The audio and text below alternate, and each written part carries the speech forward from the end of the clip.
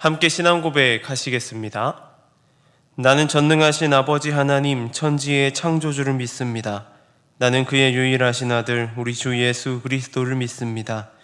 그는 성령으로 잉태되어 동정녀 마리아에게서 나시고 본디오 빌라도에게 고난을 받아 십자가에 못 박혀 죽으시고 장사된 지 사흘 만에 죽은 자 가운데서 다시 살아나셨으며 하늘에 오르시어 전능하신 아버지 하나님 우편에 앉아 계시다가 거기로부터 살아있는 자와 죽은 자를 심판하러 오십니다. 나는 성령을 믿으며 거룩한 공교회와 성도의 교제와 죄를 용서받는 것과 몸의 부활과 영생을 믿습니다. 아멘. 찬송가 524장 함께 찬양하시겠습니다.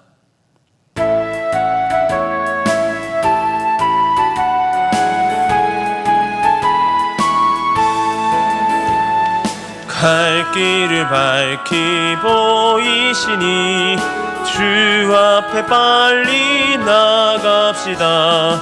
우리를 찾는 그 주 예수 곧 오라 하시네.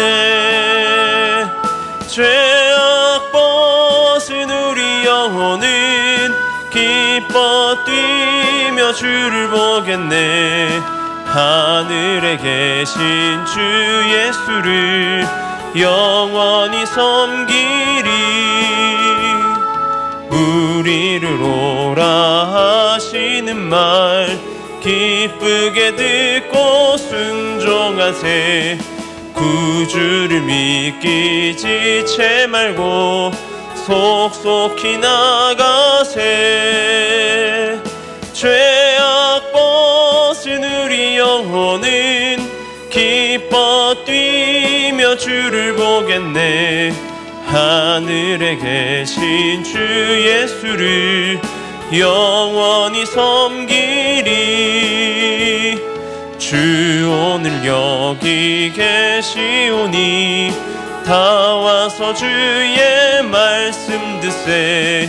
듣기도 하며 생각하니 참 진리시로다. 죄악 벗은 우리 영혼은 기뻐 뛰며 주를 보겠네. 하늘에 계신 주 예수를 영원히 섬기리. 아멘.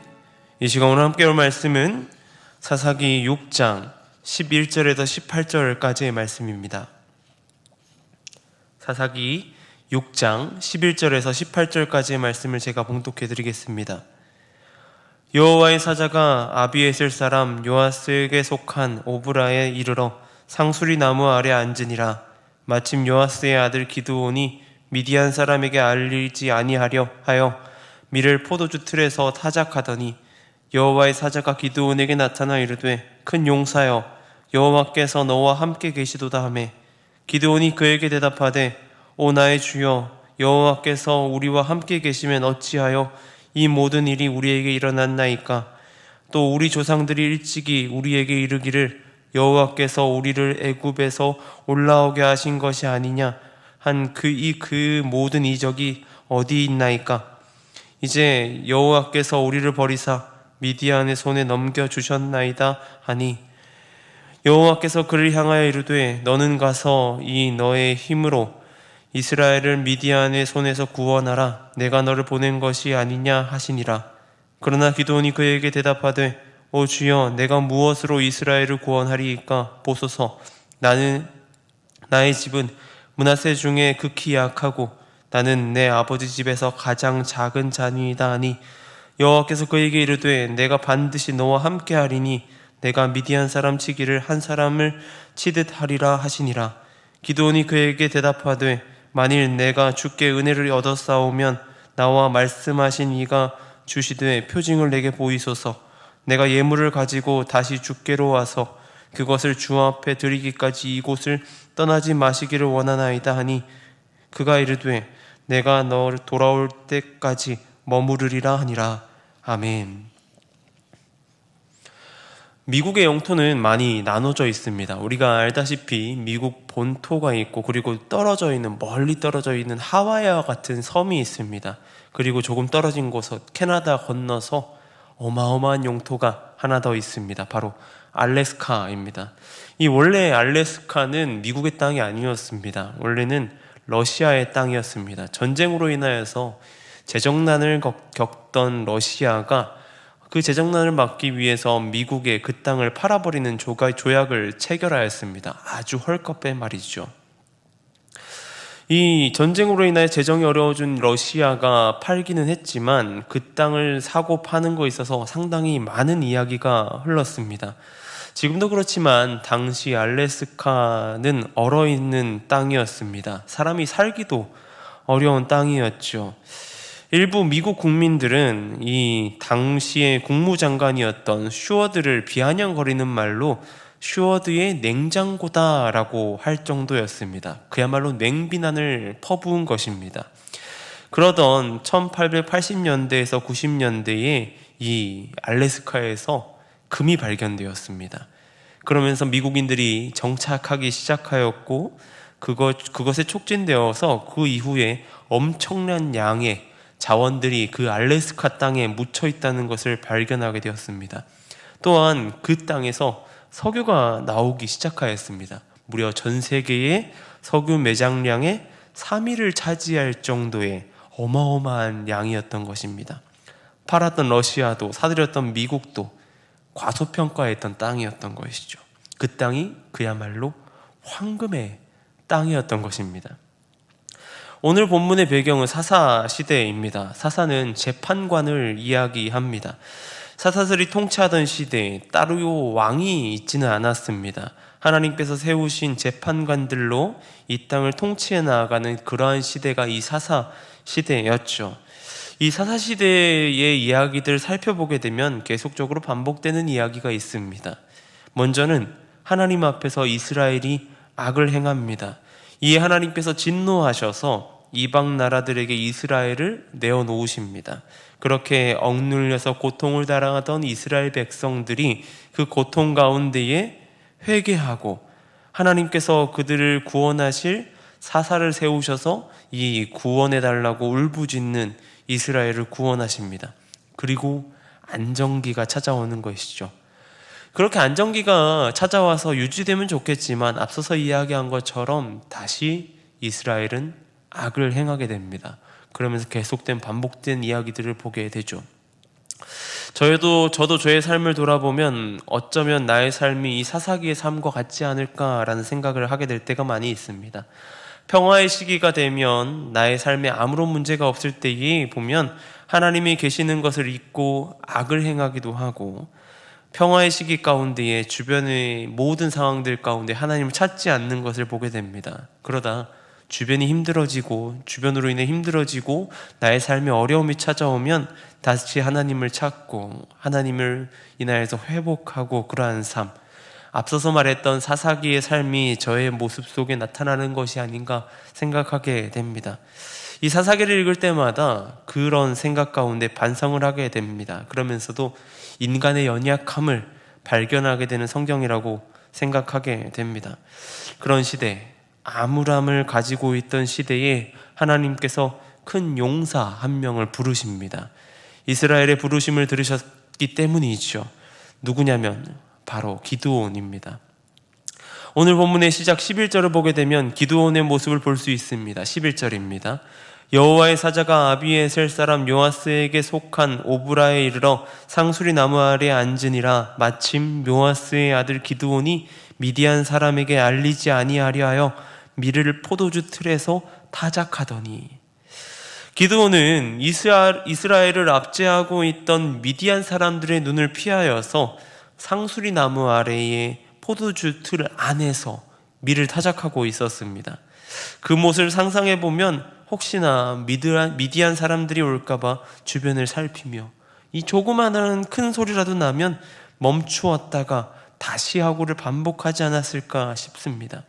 그런 기드온에게 하나님의 사자가 찾아오게 됩니다. 그리고 이 사자가 기드온을 이렇게 부르죠. 큰 용사여, 여호와께서 너와 함께 하신다. 이 이야기를 들은 기드온은 원망 섞인 어조로 말합니다. 주님이 함께 하시는데 어떻게 우리가 미디안 사람의 압제 가운데 이런 삶을 살 수 있습니까? 라고, 우리를 버리신 건 아닙니까? 라고 말하고 있죠. 그도 그럴 것이 계속된 고통이 그들 이스라엘 삶에 있었기 때문입니다. 그런 기드온에게 하나님은 너가 가서 너의 힘으로 이스라엘을 미디안 사람의 손에서 구원하라 라고 말씀하시죠. 하나님께서는 기드온을 부르러 오신 것입니다. 하나님께서는 악한 시대 가운데 한 사람을 찾으십니다. 그것은 하나님의 역사 가운데 계속된 일이었던 것입니다. 출애굽 시대에는 모세였습니다. 그리고 왕국 시대에는 다윗을 부르시죠. 신약 시대에 들어서는 예수 그리스도 그리고 수많은 사도들을 부르셔서 전 세계에서 그들을 사용하시는 것을 보게 됩니다. 그리고 그 이후에도 수많은 믿음의 선조들, 믿음을 이어왔던 사람들 한 사람이 세워져서 믿음의 용사들을 사용하셔서 이 시대를 이끌어 오셨던 것을 보게 되죠. 그 사사시대의 5번째로 기드온을 부르신 것입니다. 그런 기드온의 입에서 하나님의 부르심에 대해서 기드온이 네 알겠습니다, 제가 일하겠습니다 라고 했을까요? 그러지 않습니다. 저는 작은 자입니다. 므낫세 지파 중에서도 극히 약하고 내 아버지 집에서도 가장 어린 사람입니다 라고 말합니다. 그런 기드온을 사용하셔서 하나님께서는 미디안으로부터 이스라엘을 구원하시는 것을 볼 수 있습니다. 우리는 하나님의 사역에 있어서 모두 자신을 과소평가합니다.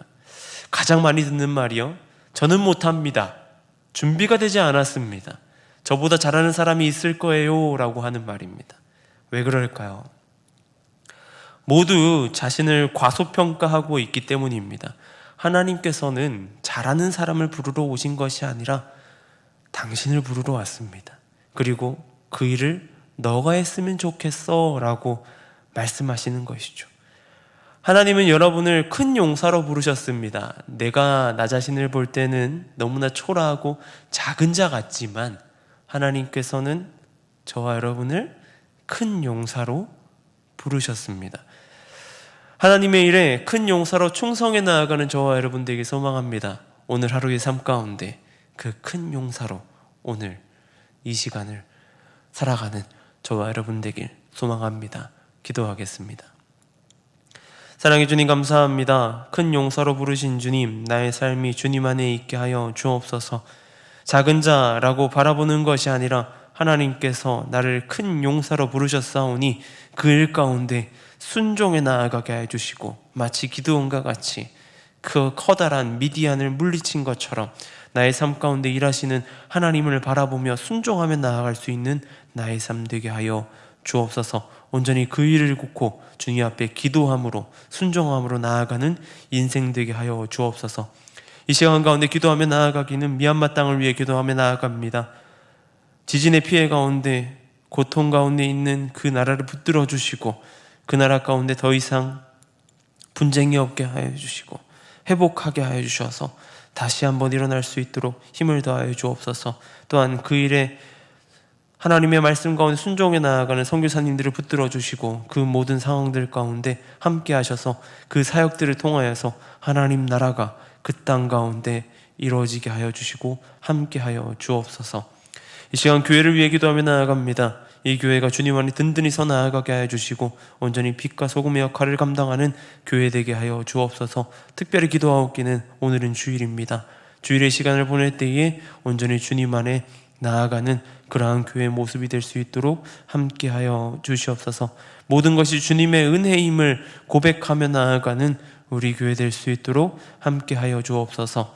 이 나라 가운데에 아픔과 분쟁과 다툼을 멈추고 하나 될 수 있도록 주님 인도하여 주옵소서.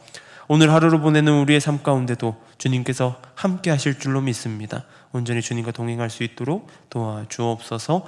감사합니다. 이 모든 것 우리 주 예수님의 이름으로 기도드립니다. 아멘.